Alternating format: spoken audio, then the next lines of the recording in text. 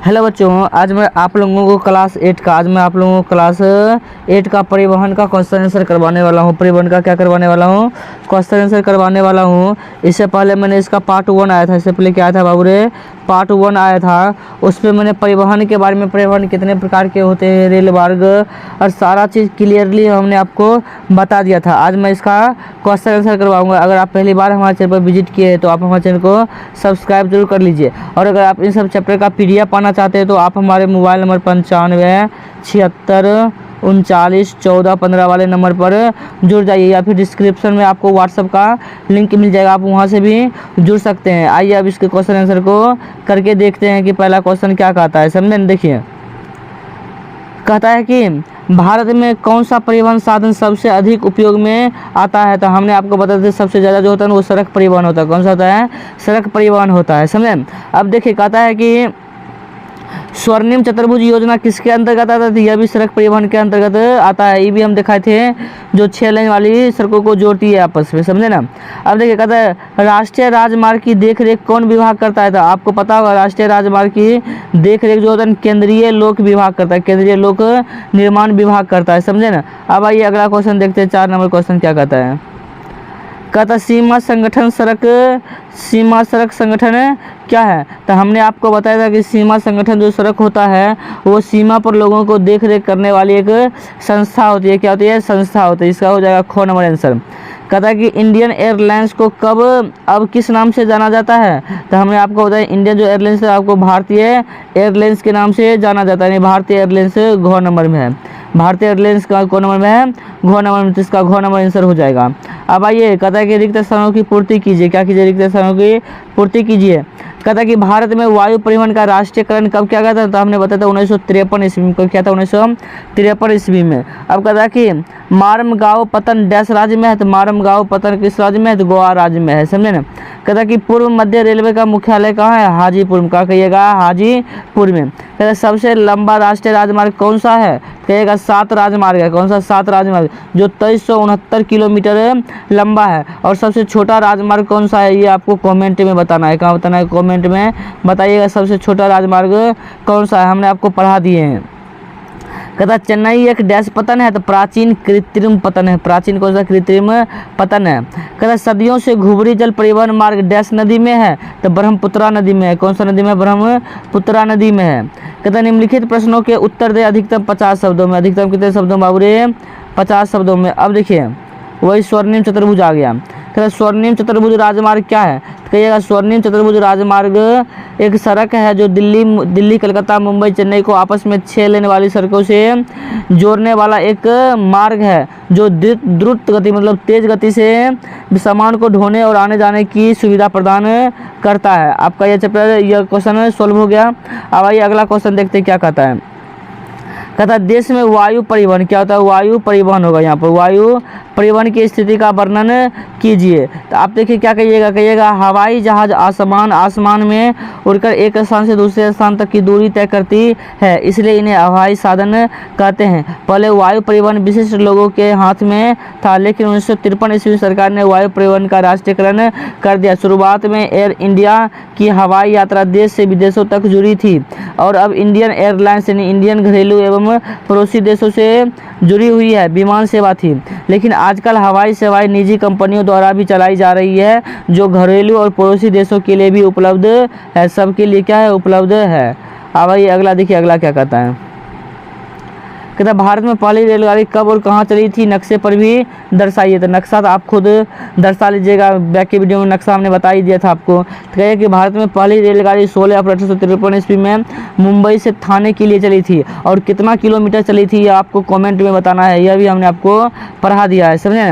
अब कहता है कि पाइपलाइन परिवहन क्या है? उदाहरण दीजिए।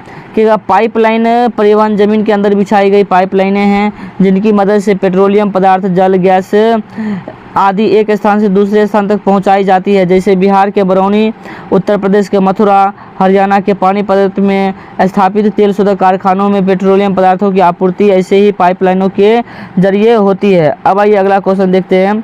कहता है कि देश में 3 राष्ट्रीय आंतरिक जल परिवहन का उल्लेख कीजिए। ताकि भारत सरकार ने पश्चिम बंगाल के हल्दिया से इलाहाबाद तक गंगा नदी में सदियों से, घुघरी ब्रह्मपुत्रा नदी में, और उसके बाद कहिएगा दक्षिण में केरल के तटीय नहर कोट्टापुरम से कोल्लम को राष्ट्रीय आंतरिक जलमार्ग घोषित क्या है। यही 3 को आप लिख दीजिएगा, बस हो गया आपका इसका आंसर। अब ये दीर्घ उत्तरीय प्रश्न कहता है 200 शब्दों में उत्तर दीजिए। अधिकतम कितने शब्दों में? 200 शब्दों में उत्तर देना है। कहिएगा, कहता है कि परिवहन एवं यातायात के साधनों पर राष्ट्रीय अर्थव्यवस्था की रीढ़ माने जाते हैं, क्यों? स्पष्ट कीजिए, स्पष्ट कीजिए। कहिएगा, एक स्थान से दूसरे स्थान तक व्यक्तियों या वस्तुओं को पहुंचाना या लाना परिवहन कहलाता है। यह सड़क मार्ग, रेल मार्ग, हवाई मार्ग या जल मार्ग से होता है। यह विभिन्न प्रकार के वाहनों से संभव हो पाता है। रेल यात्रा समाप्त करके स्टेशन से बाहर निकलने पर हम पाते हैं कि गंतव्य तक पहुंचने के लिए रिक्शा, ऑटो रिक्शा, टमटम, कारें, जीप, बस इत्यादि मिलती है। ये सभी वाहन हमें या सामान को एक स्थान से दूसरे स्थान तक पहुंचाने में मदद करती है। ये सभी भूमि पर चलते हैं, इसलिए इसे स्थलीय परिवहन कहते हैं। इसलिए इसे क्या कहते हैं? स्थलीय परिवहन कहते हैं, जो भूमि पर चलता है। ये सब हमने आपको नोट करवा दिया था। अब आइए, अब देखते कहता है कि वहीं दूसरी ओर हवाई जहाज आसमान में उड़कर एक स्थान से दूसरे स्थान तक की दूरी तय करती है, इसीलिए इन्हें हवाई साधन कहते हैं। और नावें, स्टीमर, जहाजें पानी में चलकर गंतव्य तक पहुंचती है, इसलिए उन्हें जल परिवहन के साधन कहते हैं। बिना इन साधनों के आवागमन संभव नहीं है, इसीलिए परिवहन एवं यातायात के साधन राष्ट्रीय अर्थव्यवस्था की रीढ़ मानी जाती है। आपका यह क्वेश्चन खत्म हो गया। अब दूसरा क्वेश्चन देखते हैं। दूसरा क्वेश्चन क्या है? कहते देश में परिवहन के कौन कौन से साधन है विकसित है, प्रत्येक का संक्षिप्त वर्णन करें। तो आप कहिएगा, देश में परिवहन के 4 साधन विकसित है। सबसे पहले सड़क परिवहन, रेल परिवहन, पाइप परिवहन और वायु परिवहन, और उसके बाद एक जल परिवहन भी है। तो 4 गो है, तो 4 गो ने 5 गो हम बता दिए, समझे ना। कहते थोड़ा थोड़ा संक्षिप्त टिप्पणी कीजिए, थोड़ा थोड़ा कर देंगे। यहाँ पर 4 की जगह पर 5 कर लीजिएगा। कहाँ पर 4 है? यहाँ पर 5। पहला सड़क परिवहन समझे न। कहिएगा, सड़क परिवहन सड़कें परिवहन का एक मुख्य साधन है। हम स्कूल आने, प्रखंड जाने, जिला मुख्यालय जाने में सड़क का उपयोग करते हैं। अपने देश की सड़कों को उनकी उपयोगिता और क्षमता के आधार पर विभिन्न प्रकारों में बांटा गया है। इसी आधार पर उनकी देखरेख की जाती है। अब आइए इसके बाद देखते हैं रेल परिवहन। क्या देखेंगे? रेल परिवहन। कहिएगा, रेल परिवहन यात्रियों एवं माल ढुलाई का प्रमुख साधन है। यह देश का सबसे बड़ा सार्वजनिक क्षेत्र प्रतिष्ठान है, जिसमें लगभग 16 लाख कर्मचारी काम करते हैं। देश में रेलवे को प्रशासनिक सुविधा के लिए 16 मंडलों में बांटा गया है, जिसे रेलवे बोर्ड नियंत्रण रखता है। बिहार के हाजीपुर में पूर्व मध्य रेलवे का प्रमंडल कार्यालय अवस्थित है। और कहिएगा, रेलवे समय समय पर अपने देश के अंदर अनेक तीर्थ स्थानों के लिए ट्रेनों को जोड़ती और चलाती भी है। अब अगला देखिए, 3 नंबर की कहिएगा। कहिएगा, पाइपलाइन इसमें से पाइपलाइन जो है ना, पाइपलाइन इसमें कोई भी इस परिवहन का उपयोग नहीं करता। यह ज़मीन के अंदर बिछाई गई पाइपलाइन होती है, जिनकी मदद से पेट्रोलियम पदार्थ, जल, गैस आदि एक स्थान से दूसरे स्थान तक पहुंचाई जाती है। इन पाइपलाइनों को बिछाने में प्रारंभिक खर्च तो बहुत होगा, यहाँ हर्षुकार बहुत ज़्यादा आता है, लेकिन इसके रखरखाव में कम दिक्कतें होती है इस परिवहन में। और देखिए आगे क्या कहिएगा। इस परिवहन में बाधाएं भी कम आती है और समय पर लागत भी, समय भी कम लगता है। साथ ही परिवहन में सामग्री नुकसान भी कम होता है, इसीलिए धीरे धीरे परिवहन का यह मार्ग सस्ता होता जा रहा है। अब देखिए वायु परिवहन। अब क्या कहिएगा? वायु परिवहन के हेलीकॉप्टर, जेट, ये सभी वायु परिवहन के अंतर्गत आते हैं। परिवहन के साधनों में ये सब द्रुत गति के साधन हैं। यद्यपि यह महंगा है, फिर भी दुर्गम क्षेत्रों में भी आसानी से और आरामदायक ढंग से पहुंचा जा सकता है। पहले वायु, देखिए वायु छूट गया। वायु परिवहन विशिष्ट लोगों के हाथ में था, लेकिन 1953 ईस्वी सरकार ने इसका क्या कर दिया? राष्ट्रीयकरण कर दिया। अब लास्ट एवं आखिरी देख लेते जल परिवहन। क्या देख लेते? जल परिवहन। कहता है कि जल परिवहन, आंतरिक जल परिवहन, देश के अंदर नदियों के जल में जहाज़ों का परिचालन किया जाता है। यात्री व माल की ढुलाई की जाती है। देश के अंदर लगभग 15,000 किलोमीटर तक नौ संचालन जलमार्ग है अपने भारत देश में।